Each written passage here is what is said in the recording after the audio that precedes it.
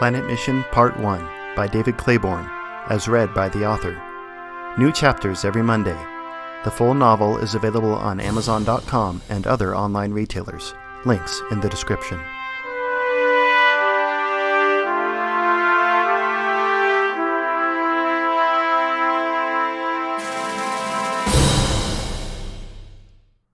Chapter 11.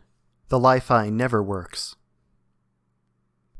Later that evening, Bo sat at the table in his trailer's common room reading news stories on his phone. Rumors of the limited Li-Fi access on the colonial planets, Polus IV included, were proving to be no exaggeration. He had not received any updates on his ABS account yet. The text-only stories he downloaded on Polus stations sufficed for now. He flipped through each story absent-mindedly while he ate a sandwich. It was much easier to pick a story to read when it had a thumbnail image to go with the headline, even easier when it included a video. This must be what old news pages were like, he said to himself. He had not felt like unpacking yesterday when he threw his duffel on the bed in his room in the front bedroom. He still felt that way and was living out of the bag. He had figured that Molly would want the back room. It was slightly larger and more private, so he had left that to her. She came in and asked which room was hers and had been in there since. She could not possibly have that much to unpack, but he did not want to bother her and was enjoying the time to himself besides.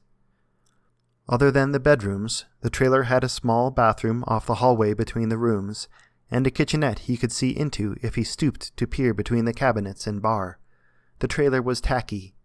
The exterior was standard factory brown, and the interior was not much better. Everything was shades of gray. A light gray table, creamy gray laminate flooring, primer gray walls, a cloud gray couch. It was as if the factory had applied a coat of primer then called a stoppage. Bo knew better, however.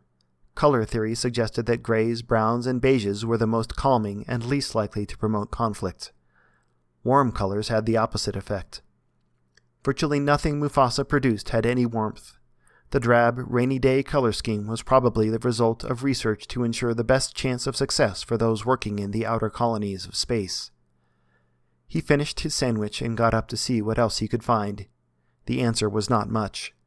He opened the refrigerator to see the same thing he had seen his first and second trips to the kitchen. He hoped in vain he had missed something, or that something might look appetizing this time. Supplies seemed to be limited, a fact he did not appreciate as he was still famished from the previous day. While he stood staring into the humming void of a refrigerator full of not much more than processed cheeses and meat, there was a knock at the door, and then without waiting for someone to answer, Tommy and Junebug walked in laughing. Their hands were full of snacks, and Tommy had several bottles.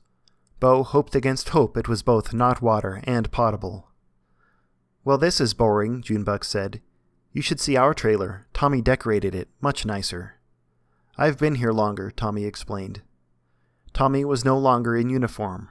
He wore denim jeans and a t-shirt, which Bo reflected was rather retro of him. The shirt bore a pin-up dangling in and around the letter I, and wearing not much more than a brown fedora and a belt with a whip.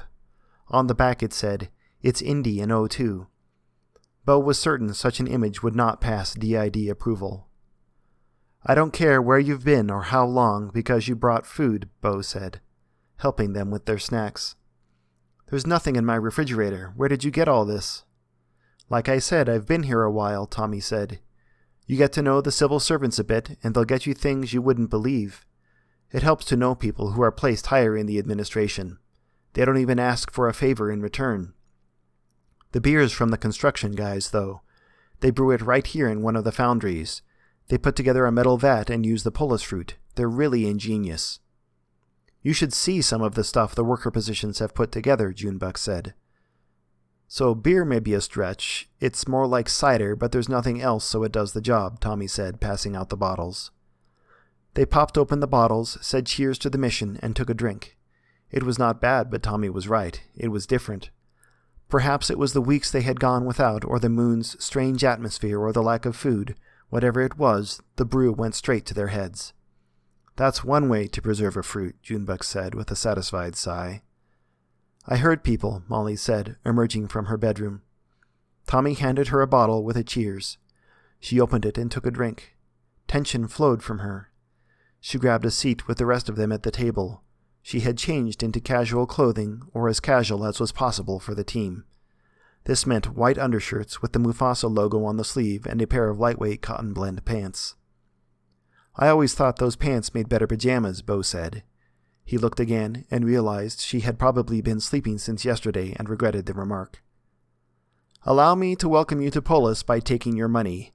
You know how to play poker?" Tommy asked. "Gambling is against regulation," Bo said. Junebug shuffled uncomfortably a little. "What is it?" Bo asked. Junebug didn't respond. "So it is, but you didn't answer my question," Tommy continued. "I know a little," Bo said. He knew very little. He knew it was a game, that it was played with cards, and that other civil servant positions frowned on it as more of a worker position game. "I don't. What's a poker?" Junebug asked. "None of us have any money anyway," Molly said. "What? No money?" Tommy said, feigning astonishment. "We'll just have to find something else for you to lose then. The workers mostly trade li-fi, but that's not worth anything where we're going," he said as he went to the cupboards in the kitchenette. He returned to the table with a box of the cheap knockoff generic brand of loopy fruits, which the trailer's previous occupants had left behind. Tommy opened it and dumped a pile of the stale, faded pseudo-sugar frosted colored loops on the table. "Everyone count out 20 to start. Don't eat any of them," Tommy said, too late as Junebug tossed a handful in his mouth. "Why not?" he said. "Never mind," Tommy said. Junebug worked the cereal out of his mouth into a napkin. Bo thought that poker was a simple enough game of probability after they had played a while, yet he did not understand why he could not win when he had good cards. At times, Tommy would fold when the cards suggested he might win. At other times, Tommy threw loopy fruits into the pot despite a poor hand, eventually scaring the rest of them into folding for that round. "Let's try something a little different," Tommy said when they had almost finished the beer. He dealt everyone a pair of cards. "Don't look at them," he said. Instead, Tommy took one of the cards and held it face out to the rest of the team and pressed it to his forehead for a couple of seconds until it stuck. "Everyone do this, then you can look at your other card but don't show it to anyone else." From outside came a rumble that vibrated through the trailer. Tommy rose and went to the door. "Must be a storm coming," he said, his tone and manner changing instantly. "What's the big deal?" Bo asked. "This isn't Earth," Tommy said. "Storms here are no joke. How did this one sneak up on us? We usually get advance warning." "The Li-Fi hasn't been working right since we got here," Bo said. "The Li-Fi never works," Tommy said with a note of frustration. Tommy went to the door, opened it, and stepped outside onto the landing. Low clouds covered the expanse of sky above them. In eerie green, the color of tarnished copper tinged the horizon, and the air carried the smell of ozone and cut grass. Light reflecting from the gas giant above usually prevented the moon from ever becoming fully dark. Now, however, the sky was growing dark as a starless night. "We have to go now. We need to get to the spaceport. We can shelter in the lower level," Tommy said. "What is it? What's going on?" Bo asked. He and the others stood, but slowly and reluctantly, not really understanding. "The storm. We have to take shelter. Have you ever been in a tornado?" Their faces were blank. They all knew of tornadoes, had read about them, but they mostly occurred in rural areas and therefore mostly affected worker positions. The most important cities rarely saw weather events. "Of course not, right," Tommy said. "Isn't the space elevator closer? We can use the service tunnels," Molly said, trying to be helpful but not fully comprehending the situation herself. "Maybe," Tommy said. "Either one, let's go." Tommy went outside and banged on Jazzy and Waters' trailer door but got no answer. He tried to walk in, but the door was locked. The rest of the team joined him outside, but within a few steps they stopped short. The clouds above the spaceport churned and rotated low and slow, broad at first, then tightening like they were pouring down a drain. Small tendrils shot down and up from the clouds. A siren wailed from somewhere, barely audible in the whipping wind. Sheets of rain pulled toward them across the plain. Tiny droplets carried on the wind spattered against their faces. Suddenly, a tunnel of clouds larger than the spaceport itself descended in a roar, engulfing the building. The pitiful wailing siren broke off completely. "Shit, too late. Back inside," Tommy said. "That's an offensive word," Junebug said. Tommy pushed Junebug back toward the door. Bo and Molly did not need to be told twice. They ran back inside. "Help me, Bo," Tommy called. He ran to Molly's bedroom and grabbed the mattress from her bed, dragging blankets, pillows, and sheets behind him. "What about Alex and Jazzy?" Bo called after him. "Get your mattress and bring it out here," Tommy yelled, trying to be heard over the wind. Tommy stood Molly's mattress up against the wall of the trailer. Bo struggled with his mattress. It was a straight shot into the hallway from Molly's room, but Bo's room was off the hall. His mattress became stuck between the doorway and wall. Molly and Junebug grabbed the end and pulled, manhandling it out the door. Tommy shouted something, but they could no longer hear him. At last the mattress passed some unknown threshold of resistance and slid into the hallway. Molly and Junebug tumbled backward onto the floor. Tommy grabbed the mattress and put it up against the wall opposite the first. He was shouting again. Still they could not hear, but did not need to. They all sat down between the mattresses and pulled them down over their heads. The trailer shuddered and rocked. The constant spattering of rain stuck in their ears, occasionally punctuated by thuds as pieces of debris hit the trailer.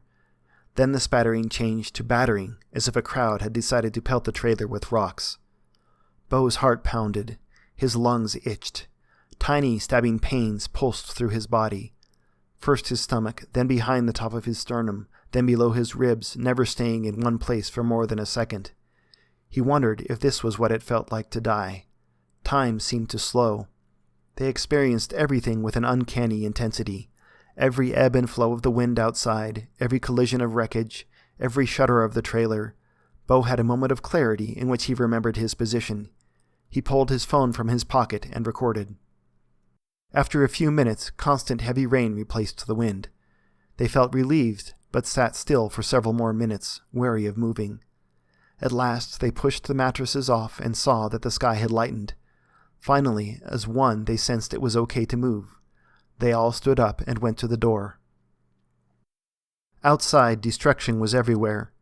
The trailer directly across the way was simply gone, leaving nothing but the rectangular footprint of its foundation. Tommy's and Junebug's trailer was intact, but part of the roof was missing. The walls of Waters' trailer had completely collapsed inward in a heap.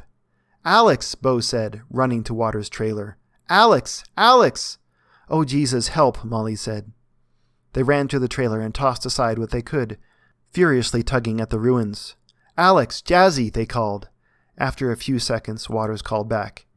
"Here we are! We're here!" Waters called out. "Help us!" It was Jazzy. "They're over here!" Bo shouted as he climbed over the rubble of what used to be their trailer. The others climbed up, grabbed hold of the collapsed wall and counted together, 1, 2, 3, then pushed what was left of the outer wall over into the road. As the wall fell away, Waters and Jazzy popped out like jack-in-the-boxes with their arms splayed wide and flopping.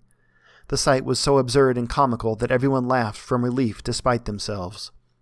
Bo dragged Waters out of the rubble by his armpits.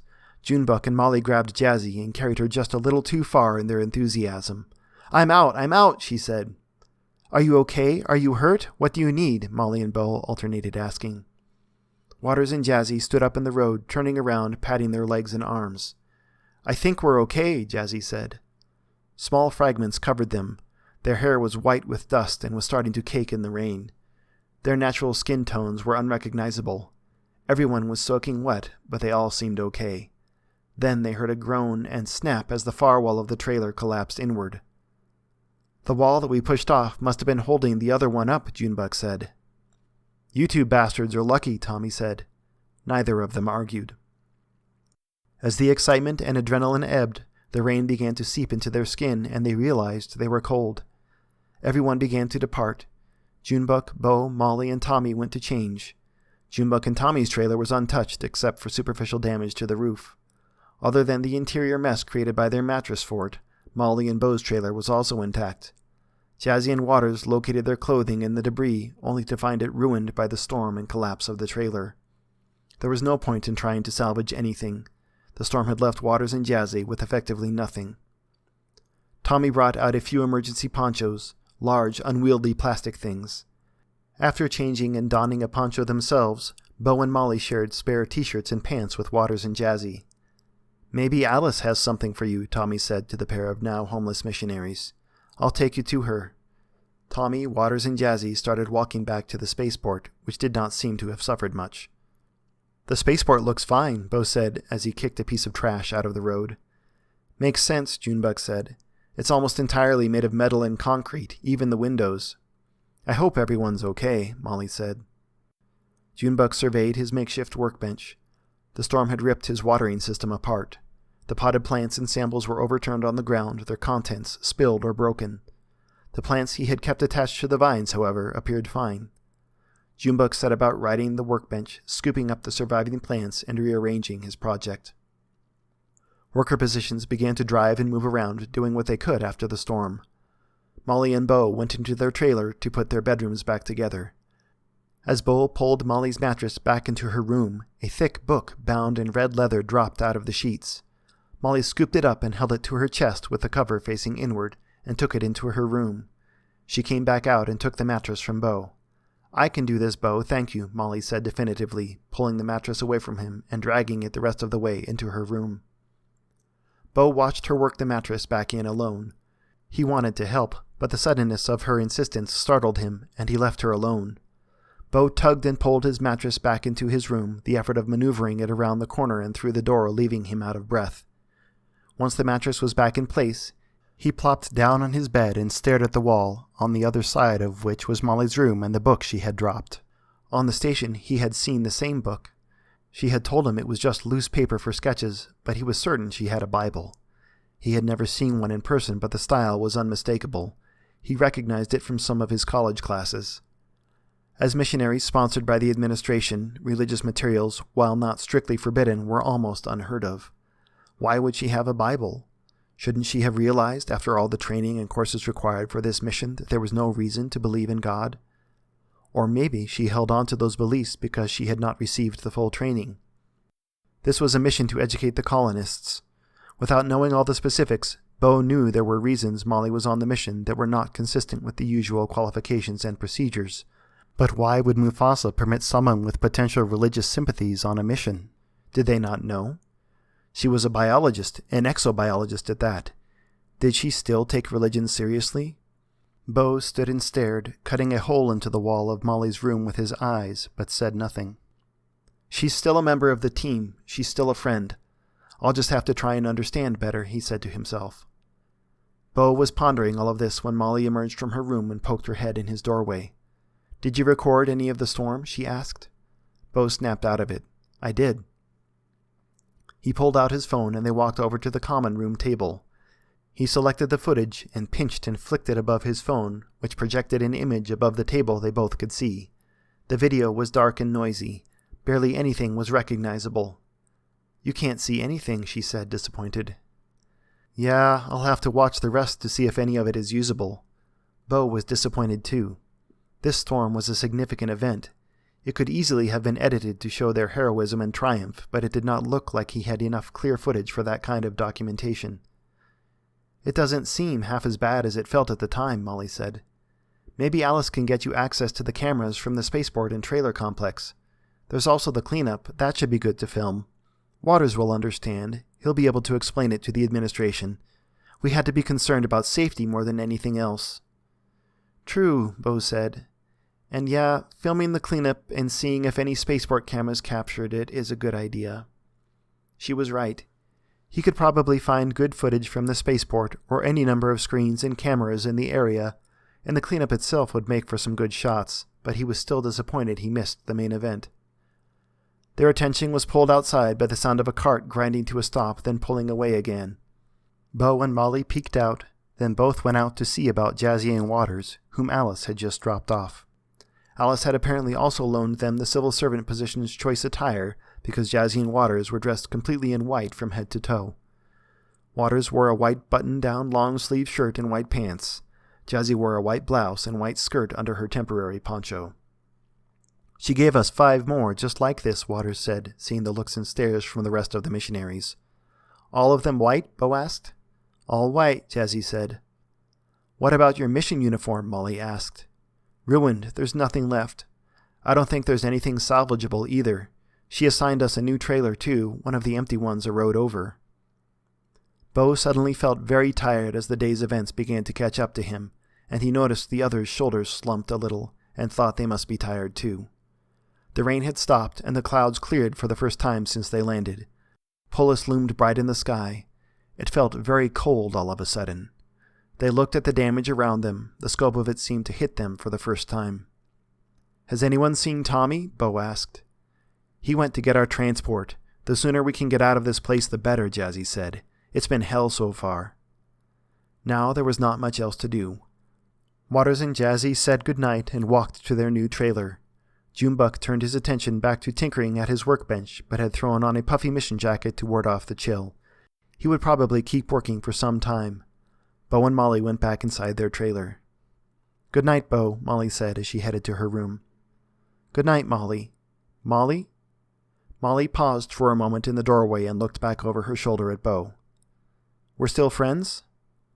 "Of course we're still friends. Good night, Bo." "Good night."